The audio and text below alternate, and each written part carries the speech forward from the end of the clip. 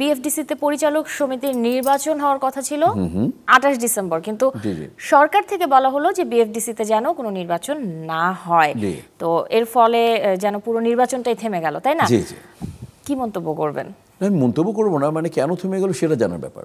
তো আমাকে কে জানি বললো, কোনো একটা ডিরেক্টর আমাকে কোনো একজন বললাম যে থামলো কেন, বললো যে তার কিছুদিন আগে তো যে মানে মিনিস্ট্রিতে দুইটা ইয়েতে তো মন্ত্রণালয়ে তো আগুন লেগেছিল, তো ওই যে মনে করলো যে এফডিসির নিরাপত্তায় এমডি বলতেছে এফডিসির বাইরের লোকজন আসবে, আরও লোকজন এই নিরাপত্তা দেওয়াটা এই মুহূর্তে তারা দিবে না, এটি কারণ।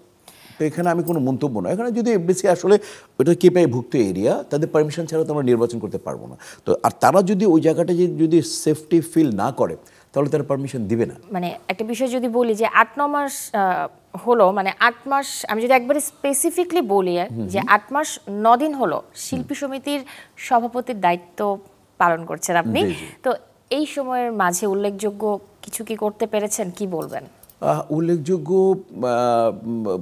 যদি বলি যে এখনো যেই আমরা আসলাম হচ্ছে আমরা মেতে আসলাম, তারপরে তো এরকম একটা আন্দোলন গেল, আন্দোলন যাওয়ার পরে এই শিল্পী সমিতি তো আসলে এটা অরাজনৈতিক সংগঠন, অলাভজনক প্রতিষ্ঠান।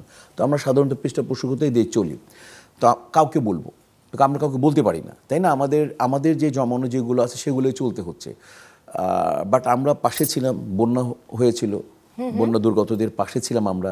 উল্লেখযোগ্য করার মতো বলবো না, বললাম যে আমরা পাশে ছিলাম, আমি বাইরে ছিলাম। ওইখান থেকে আমার যতটুকু আমার প্ল্যান ছিল ওই টাকা আমি সবার আগে পাঠিয়ে দিয়েছি, স্টার্ট করো, ফান্ড দিয়ে আমরা যতটুকু পেরেছি আমরা দিতে চেষ্টা করেছি। তারপরে আন্দোলনের সময় বিশেষ করে যেই ছাত্র এবং সাধারণ মানুষরা যে আহত হয়েছিল, ওইখানে সমন্বয় কমিটি যারা ছিলেন, আমরা ওদেরকে একটা ফান্ড দিয়েছি। তো এইগুলোকে উল্লেখযোগ্য বলবো না, বলি আমরা এইগুলো কাজ করেছি, মানে এইগুলোর কাজের অংশ। কারণ তারপর তো মানে না ফিল্ম হচ্ছে না প্রোডাকশন হচ্ছে, তো আসলে আয়ের উপর তো ব্যয় নির্ভর।